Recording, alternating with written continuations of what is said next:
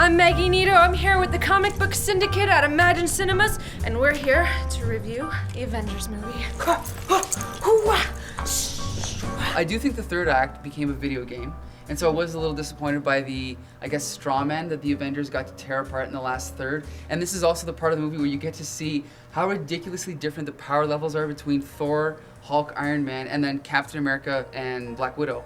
So I think it was a really good movie, but a Marvel movie can never be as good as a DC, like a Batman or, well, a Batman movie, unless they give complete creative control over to the director, which they haven't done here. I mean, they've been doing this only in comic book form or cartoon form, and getting this ensemble of superheroes together to fight together and get it to work like this. I mean, when Hulk punches Thor, not to ruin anything, like that's where you got these really great moments. You're right. And again, I mean, they've tried it in cartoons and they've been successful in the books and the cartoons. To have it with this much money behind it, this much power, yeah, it was a bit of a video game, but you know what I mean? That's kind of what most of us want to see, at least at some point. It's so stupid. They're all colorful superhero costumes. There's no way they could be like that. So I said, okay, well, then I'm not, I shouldn't go see it then. Special effects were like mind-blowing.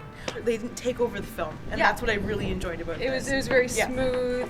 You know, they didn't try to shove it in your face. It just gave you enough. You know, taking what you said about the conflicts of power within the characters, I absolutely loved the fight scenes between the characters. Yes. Because it showed everybody's strengths and weaknesses, and it was great because you want to see that brawl between all the characters, and you get to see that. And I'm just mad at Josh Whedon because he got me twice with the killing. When they got the agent in the heart and just like Wash and Serenity, you know what I mean? And I didn't even see it coming. That's the worst part. The guy's such a jerk. I thought it was great. The thing for me that I really liked about it was like a comic book. I was reading a comic book, a classic comic book with a Kirby style to it. It had a simple plot, basically. You start off with a problem, then you introduce each of the superheroes. They get to meet, there's conflict with them, then they work together.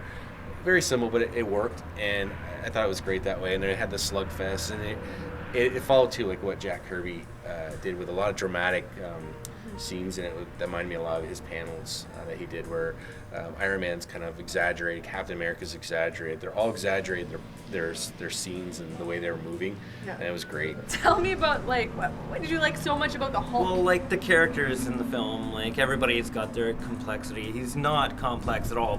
When he picks up Loki and smashes him around and says, "Puny God," and then it's like the Hulk finally got his movie. Like, it was a great Hulk. Like, Hulk, they've tried him twice now, but this was his movie. Absolutely, you can't beat that. Just seeing that part in the movie alone is worth going to see the movie because for sure. You know, I find that the pacing of the movie too is just so awesome.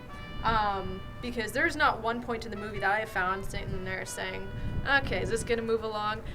The entire movie, I thought, man, I hope this just lasts all night. Yeah. Until I just pass out, because it's that good.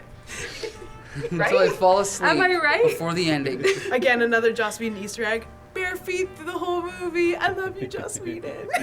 I know, I enjoyed how the characters interacted too, because, going into a movie you'd think, oh, good guys, always getting along, but it was great because there was so much conflict between all the Avengers as well. Sure, yeah. I mean, their egos got in the way, in the beginning, and they had to learn how to work together and work as that team. And again, just like the books, that's what I loved about it. Do the characters fight like that in the books? Mm-hmm. Stan Lee started out with the Fantastic Four. They didn't get along. They were arguing about, you're doing this, you're doing that wrong. And they had that right in there in the movie. Even though it was the Avengers, it still reminded me of those early issues of the Fantastic Four and the Silver Age, and that's what's so great about it. It's like All My Children on paper with superpowers. So good movie, but still not a masterpiece. I would probably see it like 8 more times. Wow, you know what, George? We just saw Avengers. I think it's a good time to get drunk. Mike, you know what my secret is? I'm always drunk.